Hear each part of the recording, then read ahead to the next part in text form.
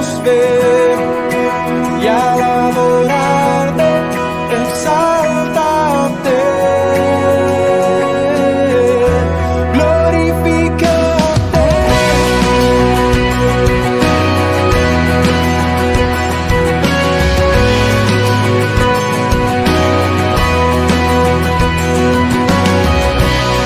Que toda nación te adore, que toda la tierra clame a ti, que todos tus santos canten, santo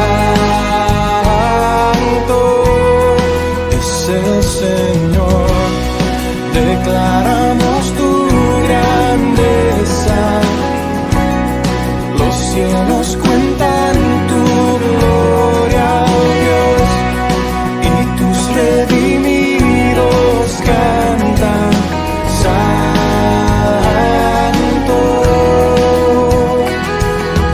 santo.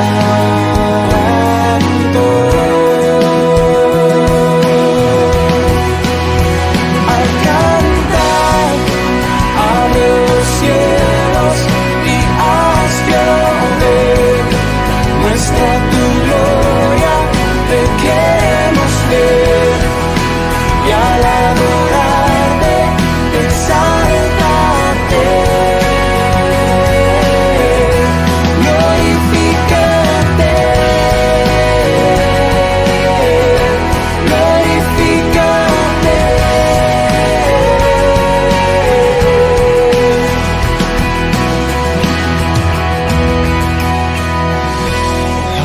Aleluya, te damos gloria, vivimos para ti. Aleluya, te damos gloria, vivimos para ti. Aleluya, te damos gloria, vivimos para ti.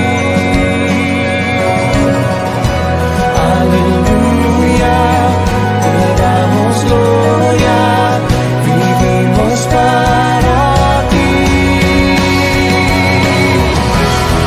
Aleluya, te damos gloria, vivimos para ti.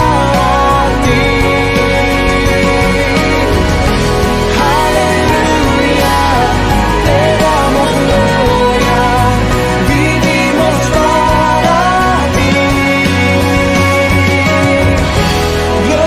Glorifícate, abre los cielos y haz llover, muestra tu gloria, te queremos ver, y al adorarte, exáltate,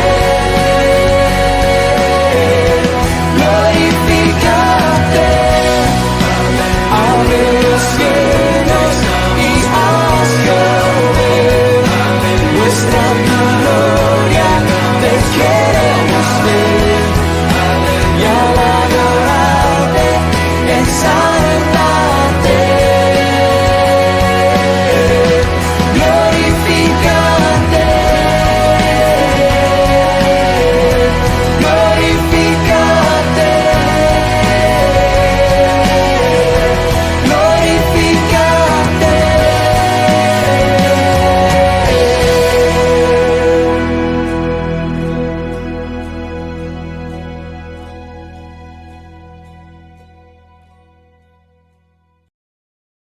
Bendiciones, amados hermanos, Padre, por estar aquí, compartir su palabra. Es que me siento muy feliz y contento porque sé que es el Señor que aquí nos tiene y que nos permite poder estar aquí, compartir y aprender cada vez más de Él y de lo que Él nos muestra. Gracias para el Señor porque avanzando en el estudio y porque así a Él le ha placido que todo, absolutamente todo lo que hacemos es para su gloria. Pues mis hermanos, ya íbamos a compartir el capítulo 17. Hoy entramos a ver el capítulo 17. Vamos a compartir los primeros 13 versos. La verdad es que gracias Señor por eso y espero que la enseñanza de hoy sea de muchos ustedes, así como lo ha sido también para mi vida. Entonces, no siendo más, les invito a que por favor me acompañen a orar y a colocar en manos del Señor este Padre. Oh, bendito eres tú, Rey, alabado es tu nombre. Gracias Señor por haber enviado a Yeshua, porque pagó, Él se entregó por nosotros, Él dio su vida, pueblo Señor, buscarnos, Señor. Pedimos perdónanos y ayúdanos Señor a hacer tu voluntad, a vivir para ti. Ayúdanos a cada día a darte gloria. Solamente daré gracias por todo. Gracias por esto. Gracias, Señor. Rescata. Gracias hoy por verme. Bendito eres tú, Señor. Bendito sea tu nombre, Padre. Yo te pido que me ayudes a cada día a crecer en tu voluntad. Yo te pido que cuál estaremos ahora al control de cada Dios, que no sea palabra de humana.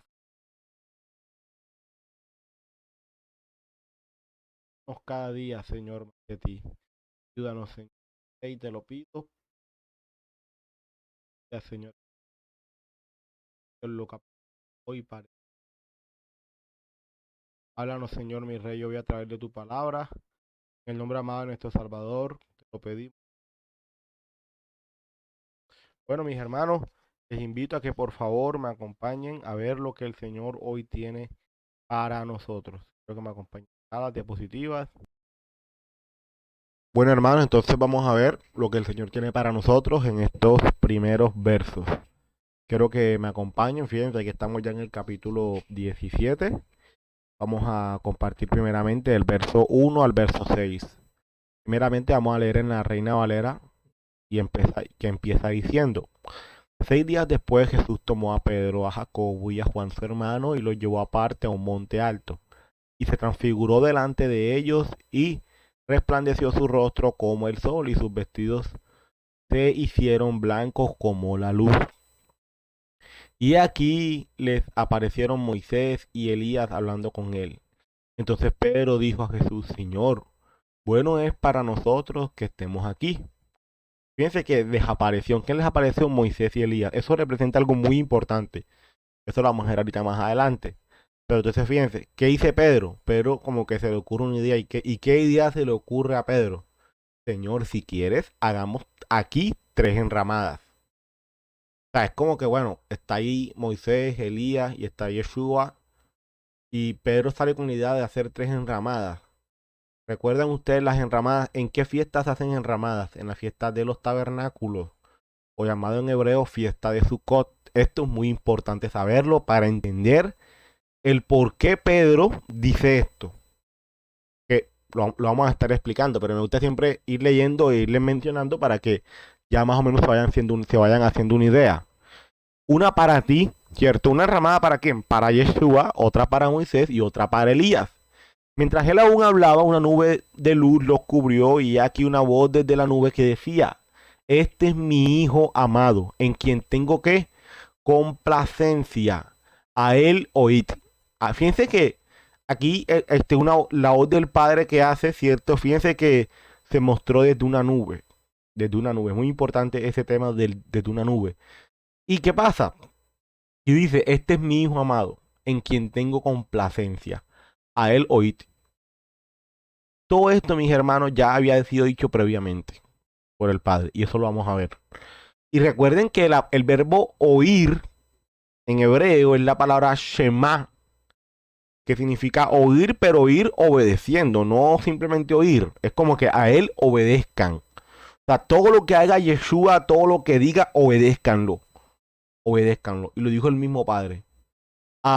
Al oír esto, los discípulos se postraron sobre sus rostros y tuvieron gran temor. Ahora vamos a ver en la Biblia K2 israelita mesiánica, vamos a leerlo.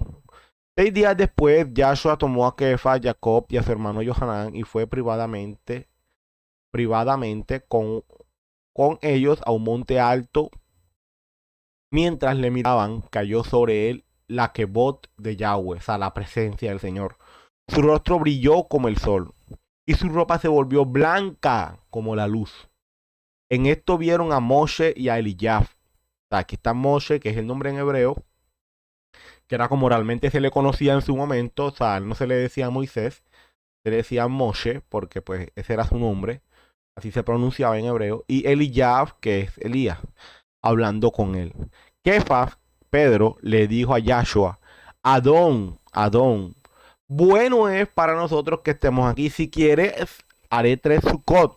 Aquí está, fíjense la palabra en hebreo que te aclara más.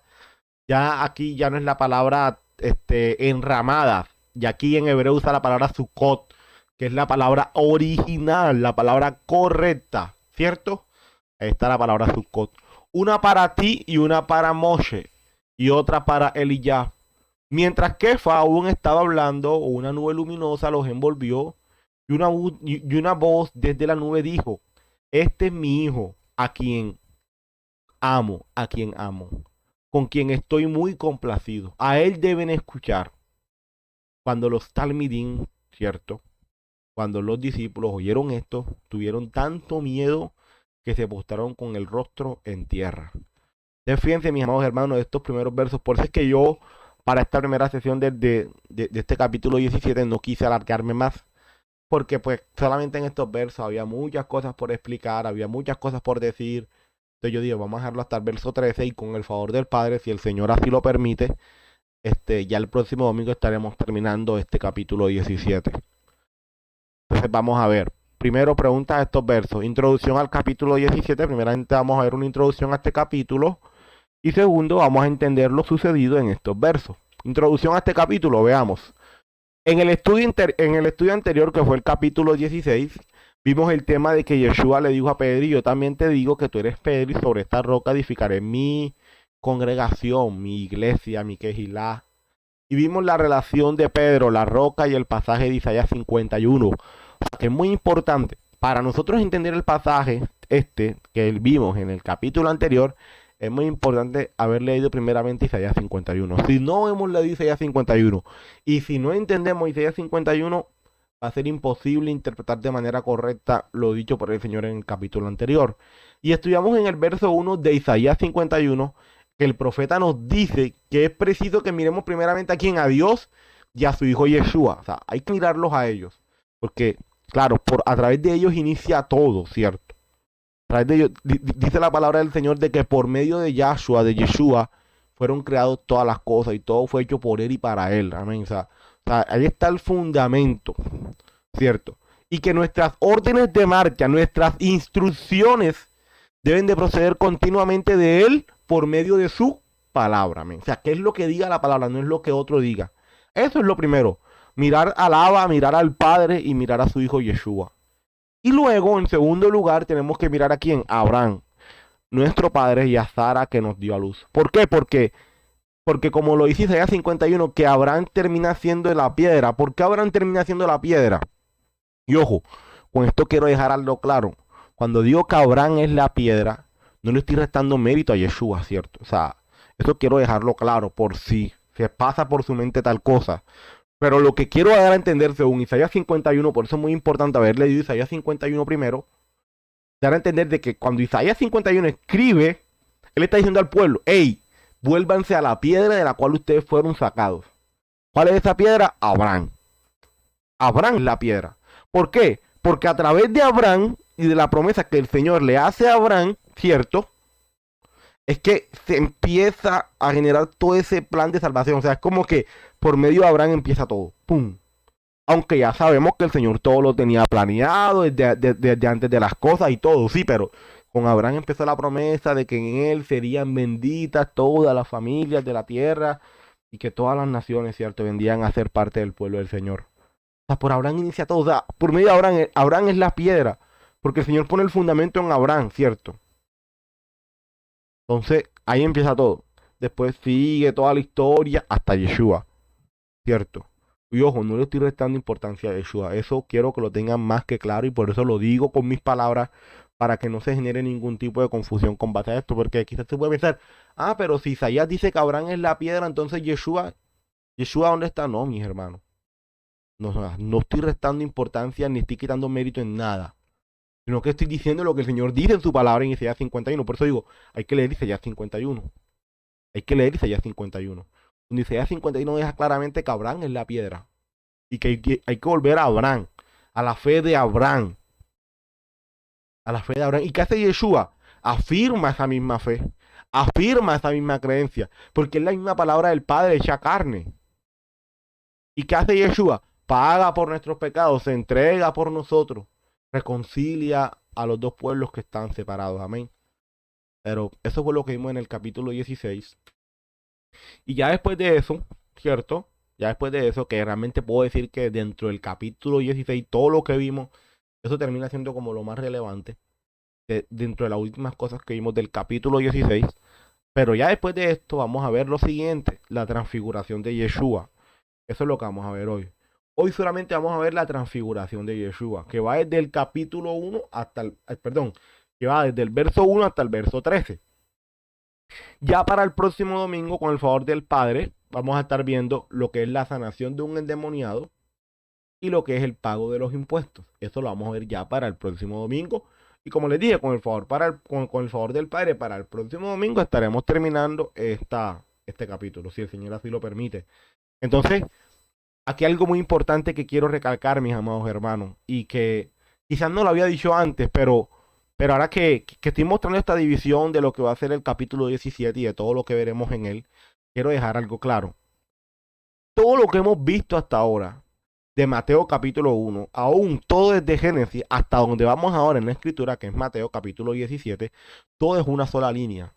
Recordemos que en su momento, cuando la palabra del Padre fue escrita, no existían versículos, no existían capítulos, no existían títulos, no existía nada de eso.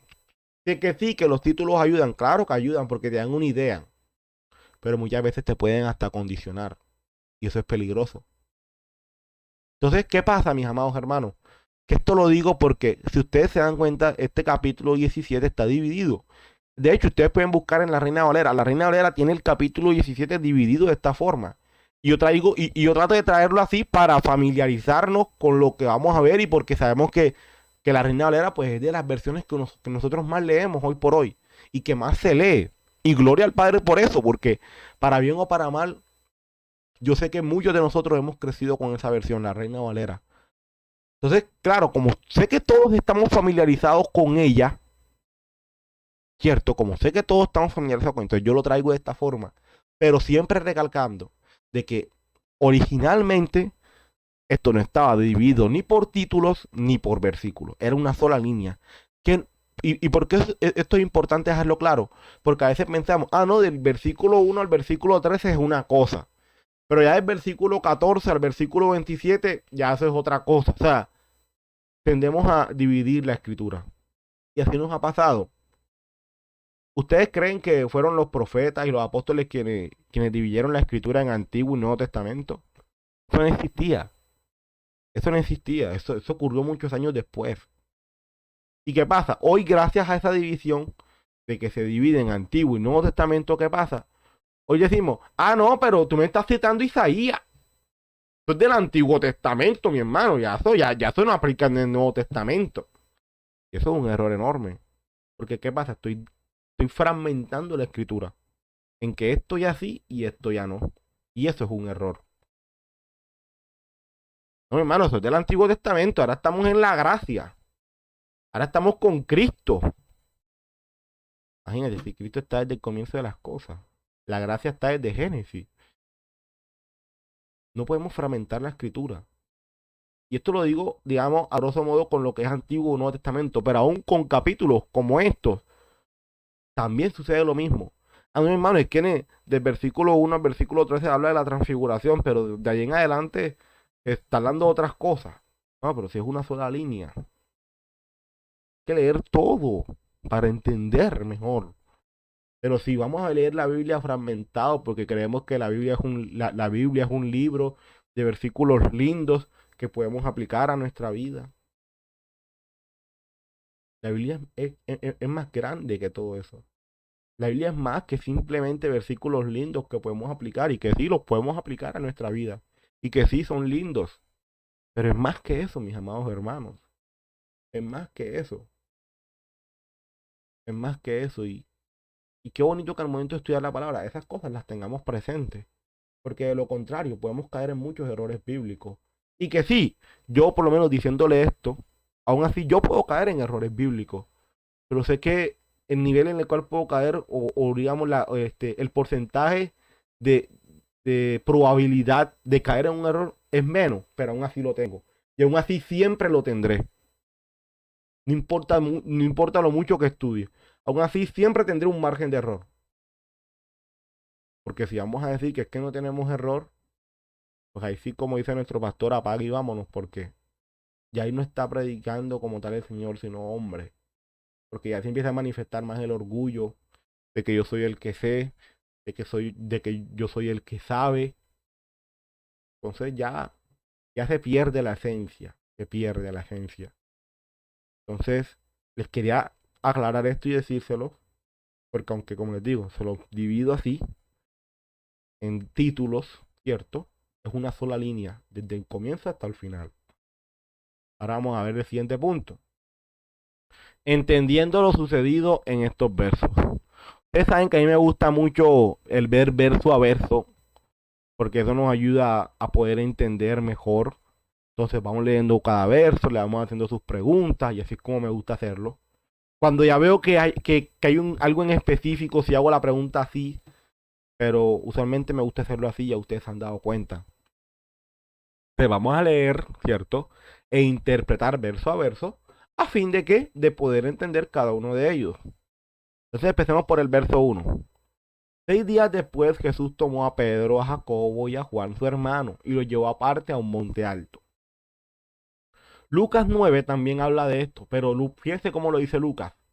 Y aconteció como 8 días después de estas palabras, que tomó a Pedro y a Juan y a Jacobo y subió al monte a qué? A orar.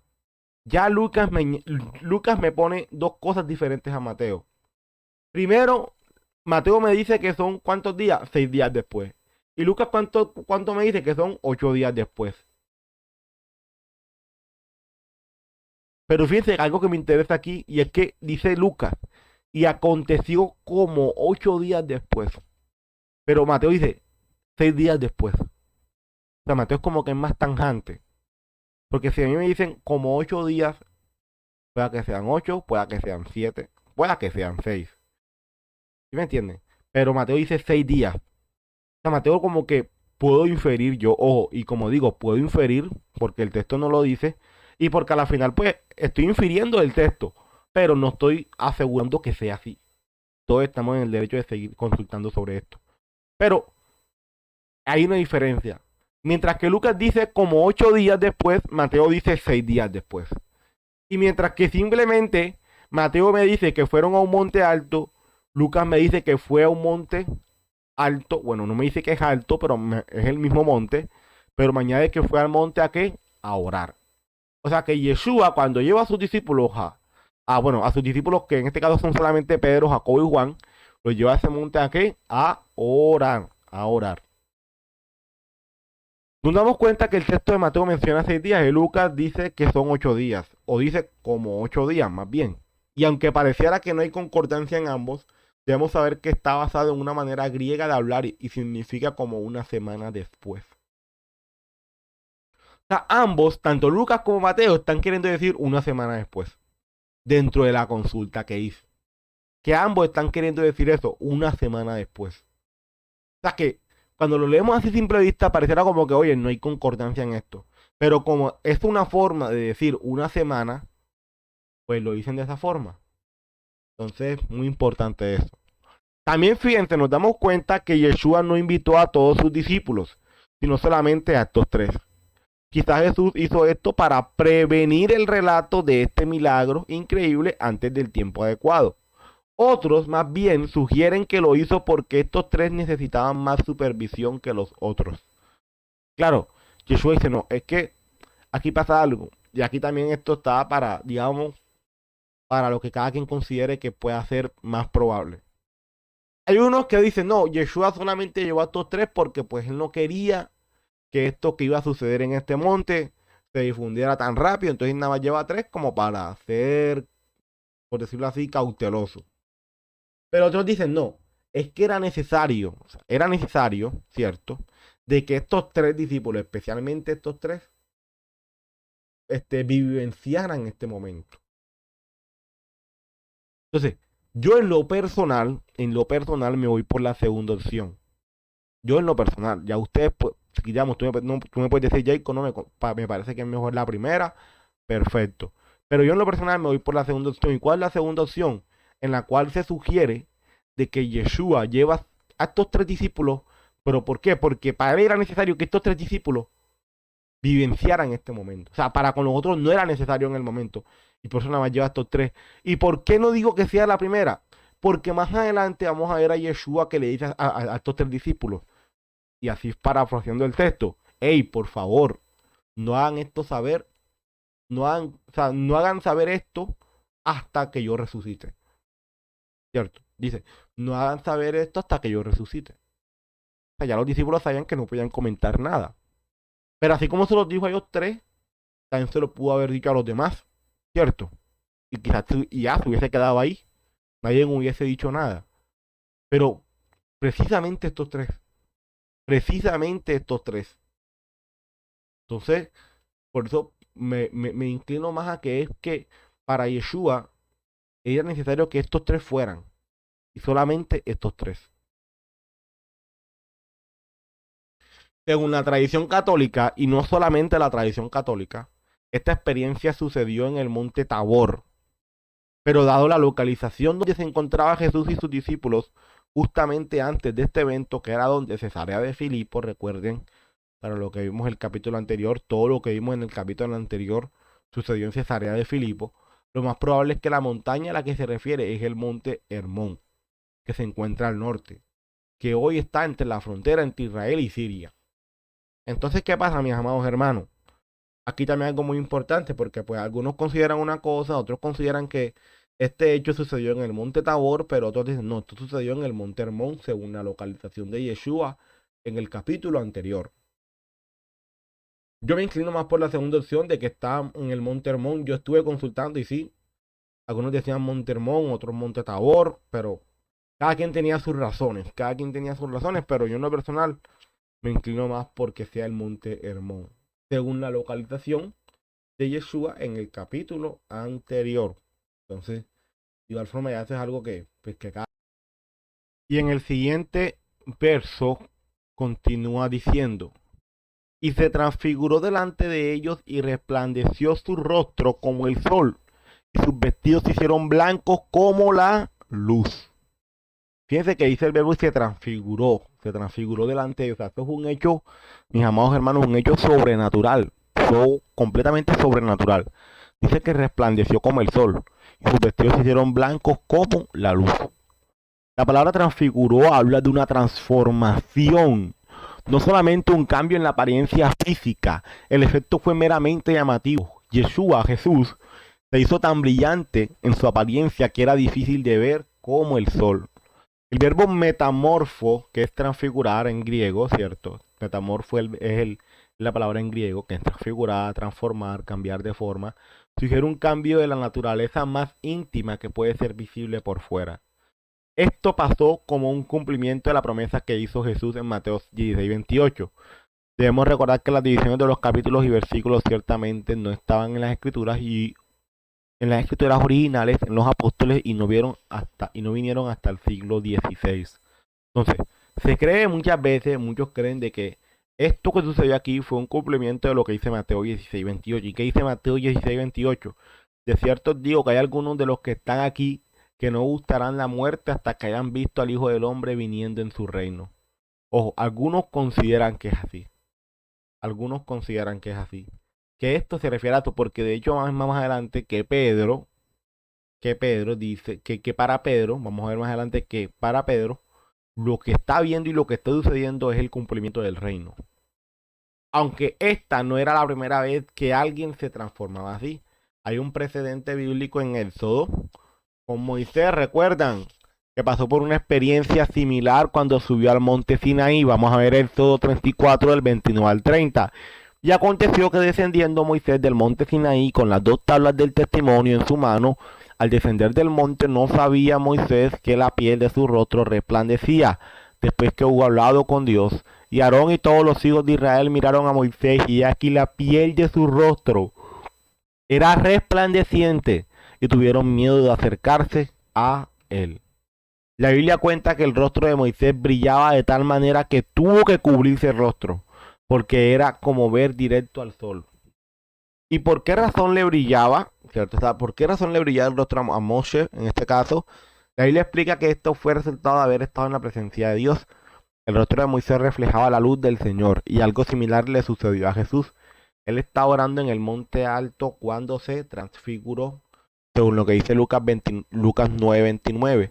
Y entre tanto que oraba, la apariencia de su rostro se hizo otra y su vestido blanco y resplandeciente. O sea que muy similar lo que le sucedió a Moisés, así muy similar fue lo que le sucedió a Yeshua. Y en el siguiente verso que continúa diciendo, ya estamos en el verso 3, he aquí les aparecieron Moisés y Elías hablando con él. En ese lugar está Yeshua, Moisés, Elías y estos 3 discípulos, ¿cierto? Que son Jacobo, Juan y Pedro. Cuando cada uno de ellos representa algo. Y esto es muy importante. Esto es lo que les quería explicar. Que el hecho de que esté Moisés, Elías, Yeshua y los 2 discípulos es porque representa algo. Yeshua en este caso se representa pues al Mesías prometido, ¿cierto? Que vendría a salvar al pueblo de sus pecados.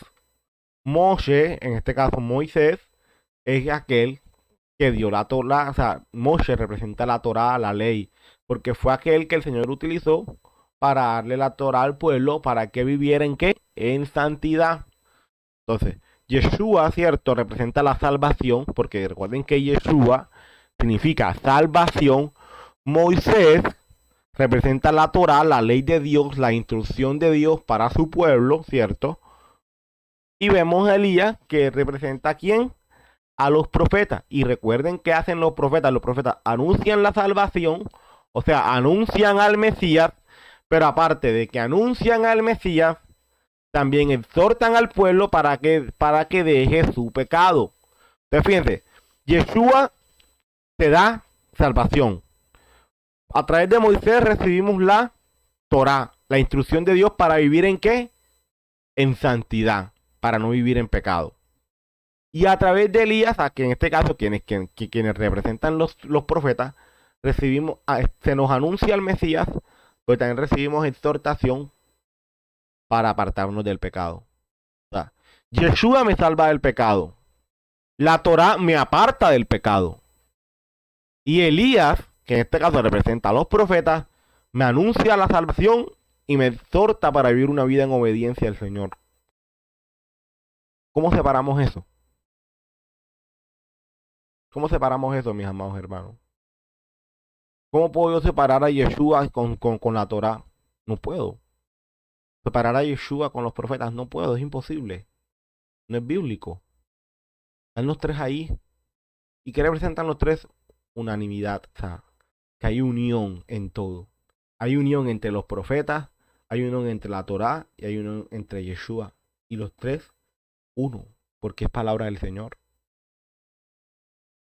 O sea, los 3 ahí juntos representan ¿qué? Unicidad en todo. Eso que me da a entender, mi amado hermano, de que si Yeshua dice algo, no lo va a decir ni en contra de la Torá, ni en contra de los profetas. Yeshua no te va a llevar a desobedecer la Torá, ni mucho menos te va a llevar a ir en contra de los profetas. Yeshua no te va a llevar a desobedecer los mandamientos.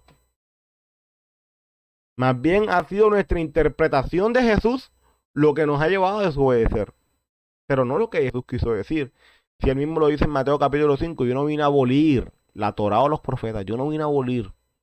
Claro, porque sabía que los tres, Yeshua, Moshe, que es la Torá, y Elías, que representa a los profetas, son uno. O sea, los tres, hay una unidad en ellos, que no se puede pretender que hay separación o que hay división, porque no es así. Y los tres discípulos, quienes representan al pueblo del Señor entre las naciones. Amén. Porque recuerden que después los discípulos van y predican el evangelio a los demás. Aquí nos damos cuenta que la unidad de toda, aquí nos damos cuenta de la unidad de toda la escritura de principio a fin. Y que es imposible separar a Yeshua de todo lo dicho anteriormente y pretender que con él muchas cosas quedaron abolidas. O sea, es imposible, mi amado hermano. Es imposible. Lastimosamente, se piensa así, sabemos que entre las muchas cosas que se cree es eso de que con Yeshua pues ya la Torah fue abolida, entonces ya para qué obedecerla, entonces pues que nadie honra a padre y a madre porque pues ya la Torah está abolida, ¿cierto? Ya no estamos bajo la ley, pues. Si no estamos bajo la ley, entonces ¿qué vamos a obedecer? No obedezcamos, que todo el mundo desobedezca a quien quiera. Tú quieres deshonrar a tu padre, deshónralo. Claro, porque ya no estamos bajo la ley, ¿sí o no? ¿Cierto? O sea, si esa fuese la interpretación correcta, pues tendríamos que llegar a esa conclusión. Porque si ya no estamos bajo la ley de Dios, la cual me santifica, entonces ¿qué obedecemos? Nada. Pero esa es la interpretación que se le da, ¿cierto? Sabemos que no es así, pero también sabemos que hoy dentro de lo normal, dentro de lo que es digamos, o sea, lo común está eso. Pero nos damos cuenta con esto que no, que hay una unidad en todo y que no se puede separar nada de nada y que nada quedó abolido. Para entender lo dicho previamente es muy importante tener en cuenta lo dicho por el profeta Malaquías. ¿Qué dice el profeta Malaquías? Vamos a ver. Malaquías 4, el 1 al 6. Porque he aquí viene el día ardiente como un horno, y todos los soberbios y todos los que hacen maldad serán estopa. Aquel día que vendrá los abrazará, ha dicho Jehová de los ejércitos, y no les dejará ni raíz ni rama. Mas a vosotros los que teméis mi nombre nacerá el sol de justicia, y en sus alas traerá salvación, y saldréis y saltaréis como becerros de la manada. Hollaréis a los malos, los cuales serán ceniza bajo las plantas de vuestros pies. En el día en que yo actúe, ha dicho Jehová de los ejércitos, acordaos de la ley de Moisés, mi siervo, al cual encargué en Horeb ordenanzas y leyes para todo Israel. Aquí yo os envío al profeta, ¿quién? Al profeta Elías, antes que venga el día de Jehová, grande y terrible. Él hará volver el corazón de los padres hacia los hijos y el corazón de los hijos hacia los padres. Y no sea no sea que yo venga y hiera la tierra con maldición. Y esto lo vamos a explicar después, más adelante, lo que es Malaquías, porque Malaquías lo vamos a mencionar más adelante. Y el siguiente verso continúa diciendo, entonces Pedro dijo a Jesús, Señor, bueno es para nosotros que estemos aquí. Y si quieres, hagamos aquí 3 enramadas, una para ti, otra para Moisés y otra para Elías. Dentro de este verso 4 surge una pregunta, ¿por qué a Pedro se le ocurre hacer 3 enramadas? Existen dos opiniones distintas con respecto a esta pregunta, pero ambas opiniones apuntan a la fiesta de los tabernáculos, que es la fiesta de Sucot. Por eso es muy importante entender primeramente la fiesta de los tabernáculos. Vamos a leer en el Levítico 23 qué dice el Señor sobre esta fiesta. Aquí les traigo un resumen realmente porque el Señor dice, digamos un resumen porque por lo menos vamos a leer del verso 33 al 35 y del 41 al 44, pero ustedes leen desde el verso 33 hasta el verso 44 y ahí habla de todo lo que tiene que ver con la fiesta. El Señor le ordenó a Moisés que les dijera a los israelitas, el día 15 del mes séptimo comienza la fiesta de las enramadas. Sabemos que esa fiesta para nuestro calendario está para las fechas de septiembre, para el mes de septiembre está esta fiesta, si no estoy mal, si no me falla mi memoria. La fiesta de las enramadas en honor al Señor, al cual durará 7 días, o sea, una fiesta de 7 días. Aquí en el mundo las fiestas duran ¿cuánto? Duran ni un día. Con el Señor tenemos fiestas que duran 7 días. Imagínense. 7 días de fiestas con el Señor. Impresionante. Impresionante, ¿cierto? Pero sabemos nosotros que es una delicia. Son 7 días de fiesta y son 7 días de gozo. Son 7 días de celebración con el Señor y es una bendición completa.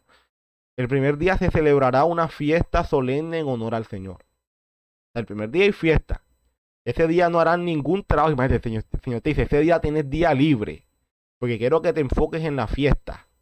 Impresionante, el Señor es bueno, ¿cierto? El Señor es bueno. O sea, yo no sé, mis hermanos, pero yo aquí veo la bondad del Señor para con nosotros y el amor para con su pueblo. Verso 41. Cada año, durante 7 días, celebrarán esta fiesta en honor al Señor. O sea, ojo, esta fiesta no es en honor a cualquier cosa, es en honor al Señor. La celebrarán en el mes séptimo, lo cual para hoy nuestro calendario equivale el mes de septiembre.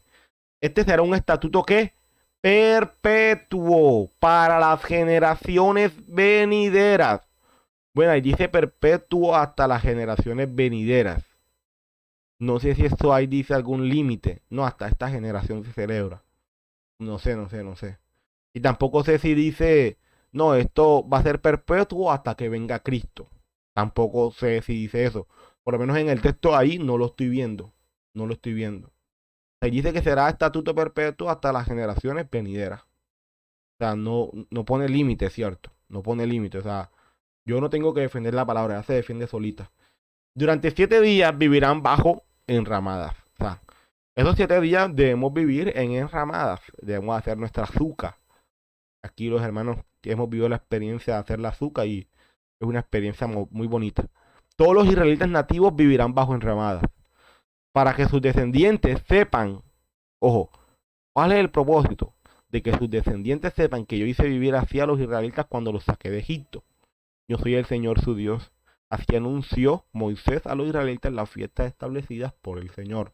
Ojo, es una fiesta establecida por el Señor, no la establecí yo, no la estableció ni Moisés ni nadie más. Es una fiesta establecida por el Señor.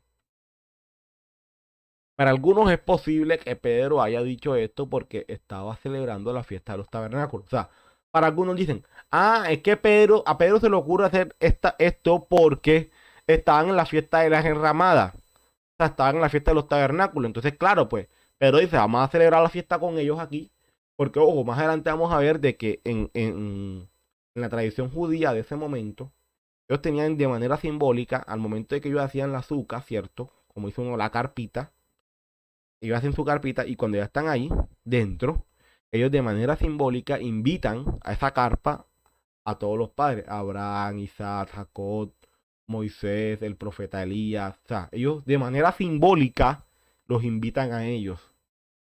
Entonces, algunos consideran, no, que mira, como ellos tenían esa costumbre, ¿cierto? Y como era la fiesta de las enramadas, entonces ellos le dicen entonces Pedro se le ocurre, bueno, fíjate, ya no hay que invitar ni a Elías ni a Moisés de manera simbólica, ya ellos están aquí, entonces los invitamos a la fiesta, venga, vamos a hacer la azúcar. Algunos lo ven así. Pero haya dicho esto porque se está celebrando la fiesta de los tabernáculos.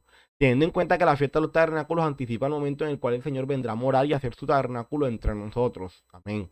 La fiesta de los tabernáculos es una celebración de 7 días. Es por eso que es por eso que sea una posibilidad de que Pedro les dijo al Señor que construyeran 3 Sucot. Para otros, no se va muy por ese lado. Para otros más bien consideran de que Pedro, ¿cierto?, creyó que el reino ya había sido restaurado. O sea, cuando Pedro ve esa visión, para Pedro el reino ya iba a ser restaurado. Y como entendía la profecía de Zacarías 14, él dijo, hay que hacer azúcar. Porque ¿qué dice Zacarías 14? Lo vamos a ver ahorita. Zacarías 14 dice de que cuando el reino sea establecido, todos vendrán a celebrar la fiesta de los tabernáculos. Entonces, claro, Pedro dice, oye, ya se va a establecer el reino. Pila, hay que celebrar la fiesta de los tabernáculos antes de celebrar la fiesta. Entonces, vamos a ver Zacarías 14, del 16 al 21, que dice. Y todos los que sobrevivieron de las naciones que vinieron contra Jerusalén subirán de año en año para adorar al rey, a Jehová de los ejércitos. Ojo, fíjense a lo que dice ahí. Y a celebrar ¿qué? La fiesta de los tabernáculos. Y acontecerá que los de las familias de la tierra que no subieron a dónde, a Jerusalén, o sea, cuando el reino se establezca, vamos a ir a Jerusalén a celebrar la fiesta de los tabernáculos. Y vamos a hacerlo en honor al Señor. Pero aquel que no suba para adorar al rey, Jehová de los ejércitos no traerá lluvia sobre ellos. Si la familia de Egipto no subiere y no viniere sobre ellos, no habrá lluvia. Vendrá la plaga con que Jehová irá a las naciones, porque no subieron a celebrar la fiesta de los tabernáculos. Fíjense, el Señor en un momento estableció de que se celebró la fiesta, se celebró la fiesta. Ahora para muchos no hay que celebrarla, pero cuando el reino se establezca, sí tenemos que celebrarla según Zacarías 14. Entonces, qué raro, ¿cierto? El Señor primero me dice que sí celebro la fiesta, ahora me dice que no y luego me dice que sí. Caramba, tenemos un Dios que cambia. Y el Señor mismo dice que Él no cambia. Pero eso es lo que se interpreta, ¿cierto? No, que en un momento sí había que celebrarla. Ya ahora no hay que celebrarla. Pero nuevamente después vamos a volver a celebrarla. Qué raro, ¿sí o no? Pero mi hermano, el Señor no es así. Hay que celebrarla, es un estatuto perpetuo, hay que celebrarla ya. Pare de contar, pare de contar. Pero bueno, sabemos que es difícil para algunos entenderlo porque pues, digamos, vienen con algunos conocimientos de las cosas y es difícil. Pero esa obra solamente el Señor la puede hacer. Esta será la pena del pecado de Egipto y del pecado de todas las naciones. Recuerden que la palabra naciones en hebreo es la palabra goyim, que significa gentiles también. Y el pecado de todos los gentiles que no subieron a celebrar la fiesta de los tabernáculos. En aquel día estará grabado sobre las campanillas de los caballos santidad a Jehová. Claro, esto es vivir una vida en santidad. Celebrar las fiestas, fíjense. Y las joyas de la casa de Jehová serán como los tazones del altar. Y todavía en Jerusalén y Judá será consagrada a Jehová de los ejércitos. Amén. Todo será consagrado para el Señor. Y todos los que sacrificaren vendrán y tomarán de ellas y cocerán en ellas. Y no habrá en aquel día más mercader en la casa de Jehová de los ejércitos. Amén. Debemos tener en cuenta que en la fiesta de los tabernáculos el pueblo de Dios está instruido a hacer enramadas o tabernáculos, que son habitaciones temporales. En la tradición judía de ese momento, cada uno de los 8 días de celebración bajo la enramada, simbólicamente, se invitaban a ciertos personajes bíblicos como Abraham, Isaac, Jacob, José, Moisés, Aarón y David. Por eso cuando Moisés y Elías se presentaron con Yeshua, Pedro creyó que se estaba realizando el cumplimiento profético de la fiesta y ofreció levantar una azúcar para cada uno de ellos. O sea, Pedro se está cumpliendo Zacarías 14, se está cumpliendo el momento, o sea, este momento profético de la fiesta. Hay que hacer azúcar. Entonces, fíjense, o sea, ahí nos damos cuenta de lo importante que es entender la mentalidad de las personas en el momento. O sea, si yo no entiendo cuál es la mentalidad de Pedro y cómo en ese momento la tradición judía celebraba la fiesta de Sukkot, pues va a ser imposible, ¿cierto?, entender como tal el porqué de la actitud de Pedro.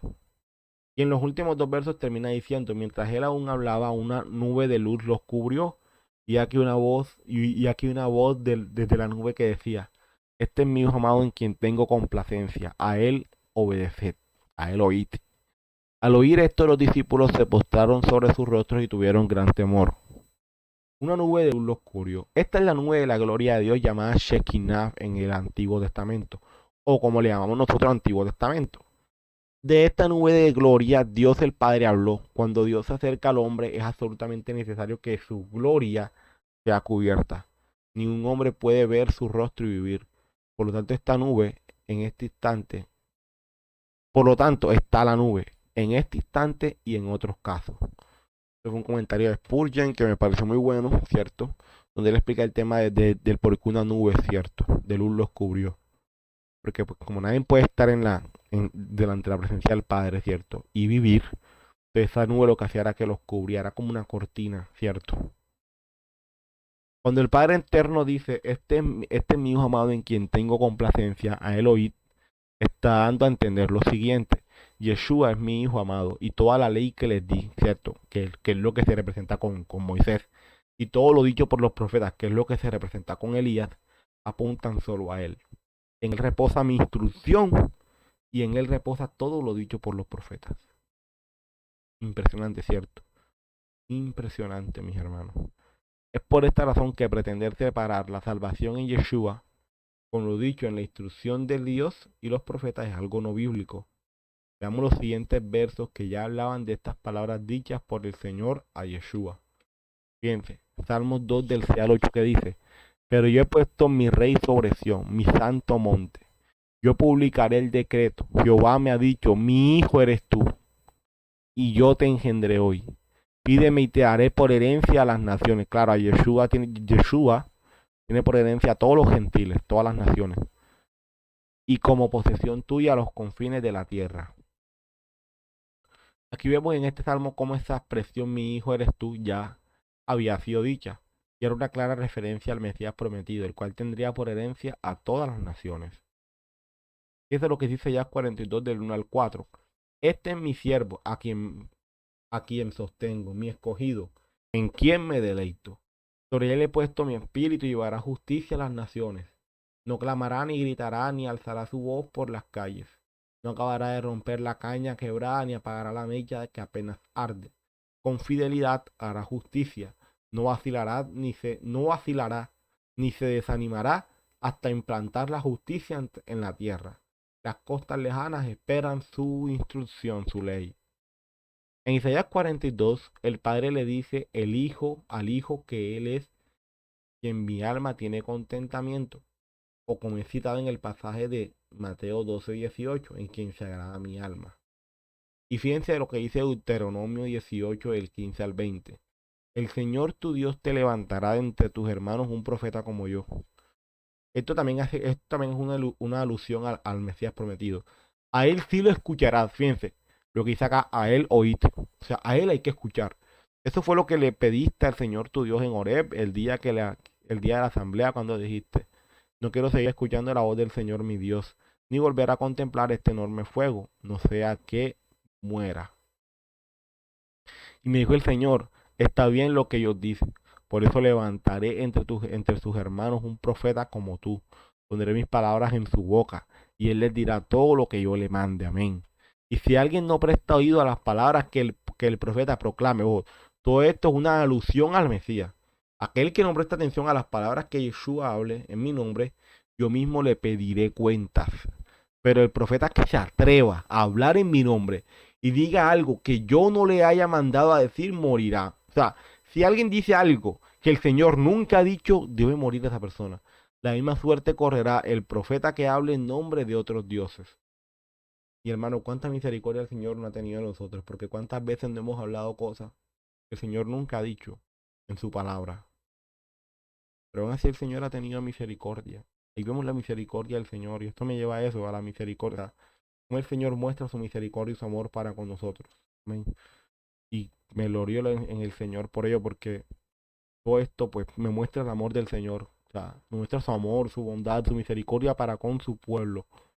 Ahora bien, continuemos. En Deuteronomio 8:15, Dios el Padre dice a través de Moisés el profeta acerca de la venida de Jesús: a él oiré. Ahora vamos a ver los versos del 7 al 13. Primeramente vamos a verlo en la nueva versión internacional, que dice: pero Jesús se acercó a ellos y los tocó. Levántense, les dijo, no tengan miedo. Cuando alzaron la vista no vieron a nadie más que a Jesús. Mientras bajaban de la montaña, Jesús les encargó: no le cuenten a nadie lo que han visto hasta que el Hijo del Hombre resucite. Entonces los discípulos le preguntaron a Jesús: ¿por qué dicen los maestros de la ley que Elías tiene que venir primero? Sin duda, Elías viene y restaurará todas las cosas. Respondió Jesús. Fíjense que dice Jesús que Elías va a venir, pero ¿qué va a hacer Elías? Va a restaurar todas las cosas. Eso ahorita lo vamos a ver. Pero les digo que Elías ya vino y no lo reconocieron, sino que hicieron con él todo lo que quisieron. De la misma manera va a sufrir el Hijo del Hombre a manos de ellos. Entonces entendieron los discípulos que le estaba hablando de quién, de Juan el Bautista. Fíjense que aquí hay algo importante, que primero habla de Elías, después habla de Juan el Bautista, entonces después dice que Elías es Juan el Bautista. Eso es muy importante entenderlo.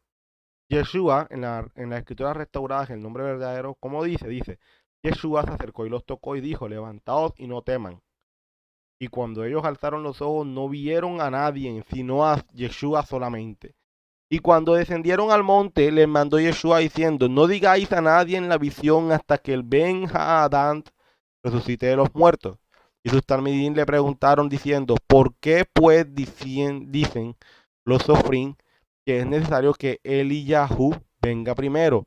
Y respondiendo, Yeshua les dijo, a la verdad Eliyahu viene primero y restaurará todas las cosas. Pero les digo que Eliyahu ya vino y no lo conocieron, sino que hicieron con él todo lo que quisieron. Así también el hijo del Ben Adán padecerá a manos de ellos. Entonces los talmidim comprendieron que les había hablado de quién, de Yohanan Hat Mabil. Amén. Ahora vamos a ver. Pregunta estos versos. ¿Por qué Jesús no quería que nadie se enterara de lo visto hasta que él resucite? Y segundo, entendiendo la pregunta de los discípulos a nuestro Salvador. Primera pregunta, vamos a ver. En el inicio de estos versos se comienza diciendo, pero Jesús se acercó a ellos y los tocó.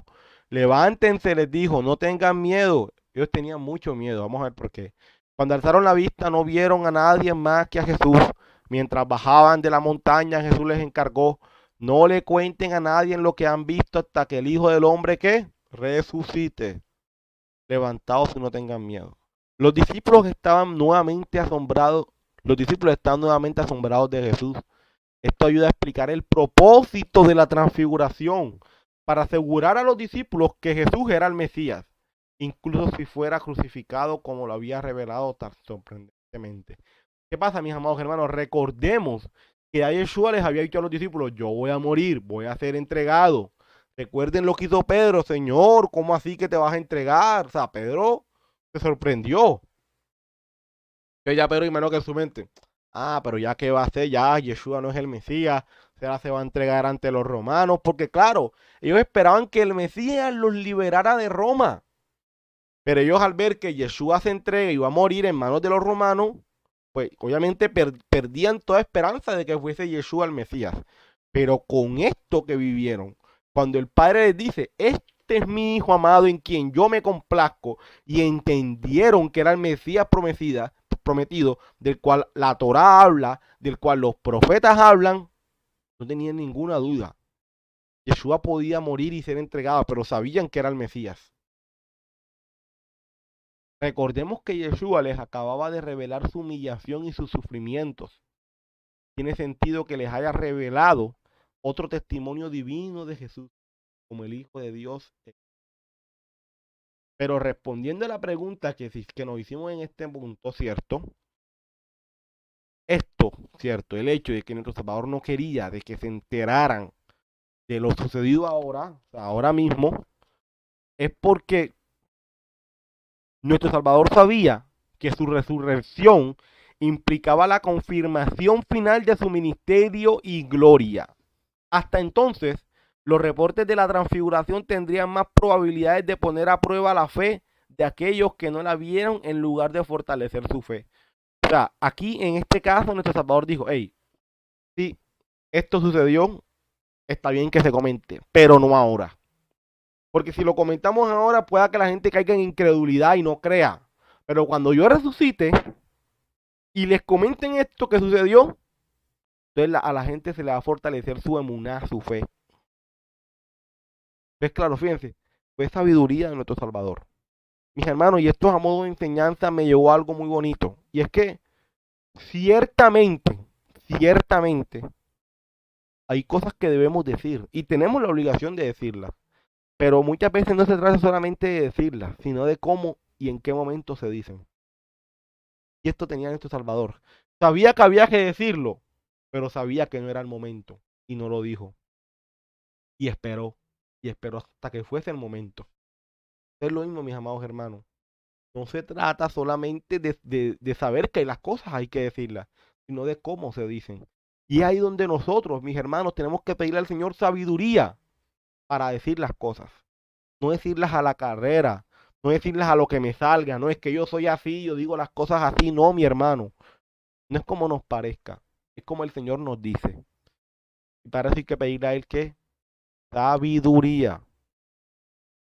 Ahora bien, el otro punto entendiendo la pregunta de los discípulos a nuestro Salvador. Luego de que nuestro Salvador les dice que no dijeran nada de lo sucedido, los discípulos le preguntan, ¿por qué dicen los maestros de la ley que Elías tiene que venir primero? Sin duda Elías viene y restaurará todas las cosas, respondiendo Jesús. Pero les digo que Elías ya vino y no lo reconocieron, sino que hicieron con él todo lo que quisieron. De la misma manera va a sufrir el Hijo del Hombre a manos de ellos. Entonces entendieron los discípulos que estaba hablando de Juan el Bautista. El judío creía que antes del Mesías debía venir Elías, según la profecía de Malaquías 4. ¿Qué dice Malaquías 4? Porque he aquí viene el día ardiente como un horno, y todos los soberbios y todos los que hacen maldad serán estopa. Aquel día que vendrá los abrazará, ha dicho Jehová de los ejércitos, y no les dejará ni raíz ni rama. Mas a vosotros, los que teméis mi nombre, nacerá el sol de justicia, y en sus alas traerá salvación, y saldréis y saltaréis como becerros de la manada. Hollaréis a los malos, los cuales serán ceniza bajo las plantas de vuestros pies, en el día en que yo actúe, ha dicho Jehová de los ejércitos. Acordaos de la ley de Moisés mi siervo, al cual encargué en Horeb ordenanzas y leyes para todo Israel. Hermano, si tú eres Israel, para ti también son esas ordenanzas. He aquí, yo os envío al profeta que Elías, antes que venga el día de Jehová grande y terrible. Claro, para los judíos, el día que viniera el Mesías, ese día iba a ser grande y terrible, porque decían, claro, viene el Mesías, se forma la guerra y nos libera de Roma. Entonces ellos pensaban que esta profecía hablaban de la primera venida de Yeshua, pero no es la primera venida, es la segunda. ¿Me entienden, mis amados hermanos? Antes de la segunda venida del Mesías, el Señor enviará a Elías, pero lo enviará ¿a qué?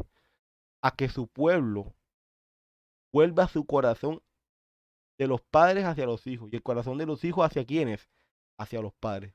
No sea que yo venga y hiera la tierra con maldición, pero ojo, ¿cómo así el hecho de que volver el corazón de los padres a los hijos y de los hijos a los padres? Muy importante, hay que entenderlo desde el hebreo.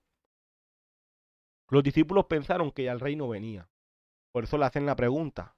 Pero en la profecía de Malaquías se habla de que Elías volvería el corazón de los padres a los hijos y de los hijos a los padres. Esto representa lo siguiente. Los padres, para la perspectiva hebrea, son quienes? Abraham, Isaac y Jacob. Entonces, lo que va a hacer Elías es que la fe de Abraham, Isaac y Jacob venga a los hijos. Y que los hijos regresen a la fe de quién? De Abraham, de Isaac y Jacob. Eso es lo que tiene que hacer Elías. ¿Qué hará Elías, mis hermanos? Hará que todo su pueblo, todo el pueblo del Señor, regrese a la emuná, a la fe de quién? De Abraham, de Isaac y Jacob. El mensaje de Elías es la restauración de todas las cosas, hacer que el pueblo vuelva a la original, al original, a como debió haber sido, a quitarle toda la idolatría, todo el paganismo, todas las costumbres traídas de Babilonia, Grecia y Roma. Juan el Bautista no fue aceptado, lo rechazaron. Él quería sacar al pueblo de lo pagano y de sus costumbres, pero el pueblo lo rechazó. Jesús le aseguró a sus discípulos que ciertamente Elías vendría primero, pero la primera venida de Jesús no trajo el día de Jehová grande y terrible. Sin embargo, también había un sentido en el que Jesús con justa razón podía decir, Elías ya vino.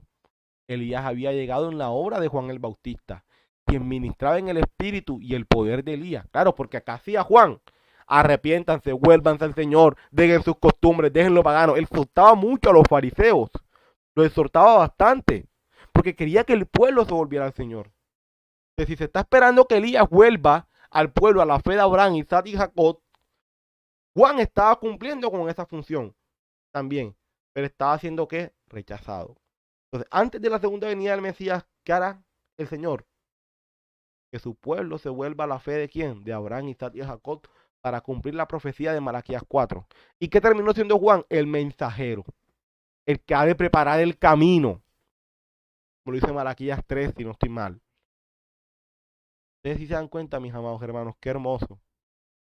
Y si tienen alguna pregunta, alguna duda, no duden en hacerlo en el chat. Yo estoy pendiente, yo estoy atento a cada pregunta y a cada duda que ustedes tengan. Y pues, mis amados hermanos, esto ha sido todo hasta el versículo 13. La verdad es que hemos aprendido bastante, hemos aprendido muchísimo, ¿cierto? Muchísimo hemos aprendido y bueno, y la gloria sea para el Señor por ello. La gloria sea para Él por ello. Vuelvo y les digo, cualquier duda, cualquier pregunta, háganlo. Háganlo, háganlo. Y si hay algo que se puede mejorar, también díganlo porque estamos para eso. Estamos para mejorar, no estamos para quedarnos. Estamos para cada día mejorar en lo que el Señor nos permita cada día mejorar. Amén. Entonces, le doy gloria al Señor por este momento, este inicio de semana, compartiendo la palabra, leyendo, estudiando. Eso es hermoso. Y no solamente tenemos este espacio, estamos en Shabbat con nuestro pastor y con nuestro hermano Fede. Y entre semana estamos con nuestro hermano José con los salmos. Y también tenemos la oración los martes. O sea, estamos, pero lo importante es uno disponer. Que tener un corazón dispuesto. Amén. Que el Señor coloque en nosotros ese corazón dispuesto para buscarle de corazón. Bueno, alabado sea tu nombre, mis amados hermanos. Siento feliz, contento, dichoso porque el Padre nos permite compartir su palabra. Sí, con nuestros errores, sí, con nuestras falencias. Por sí que tener nuestra mirada puesta en Yeshua. Pero, mis hermanos, cada día esforzándonos por vivir una vida agradable a sus ojos. Esa es la idea de esforzarnos. Como dijo Moisés a Josué, esfuérzate y sé valiente en guardar los mandamientos, que de ahí para adelante el Señor estará contigo donde quiera que vayas. Esforcémonos. No es fácil, hay que esforzarnos, pero tampoco es imposible. Amén. Y es que oremos al Padre para este momento. Señor, mi Rey, gracias te damos por este momento, por esta oportunidad que nos das de compartir tu palabra. Gracias por permitirnos compartir estos versos y o sea tu nombre por ellos, Señor. Señor, en tus manos colocamos lo que resta del día, Padre Santo, este inicio de semana, Señor, para y que todo lo que hagamos para tu gloria lo hagamos. Gracias por todo, gracias por cada hermano, gracias por nuestro pastor, su familia. Guárdanos como congregación y ayúdanos a estar unidos para la gloria y la honra de tu nombre. Te lo pido, mi Rey, en el nombre amado de nuestro Salvador, yo te doy gracias, Señor. Amén. Bueno, mis hermanos, ya saben, los esperamos ya el día miércoles con nuestro hermano José en el estudio de los Salmos, que está muy, muy, muy bueno. Los días sábados con nuestro pastor en Shabbat por vía Zoom. Ya después él sube la enseñanza por YouTube. Y después, ya al finalizar Shabbat, estamos con nuestro hermano Fede compartiendo la palabra. Y también estamos abriendo dentro de Shabbat al finalizar otros espacios, como el estudio de hebreo. Y estamos compartiendo otros temas con nuestro pastor que son bastante buenos. Entonces, hermano, el espacio está, los tiempos se han abierto, semana para compartir la palabra.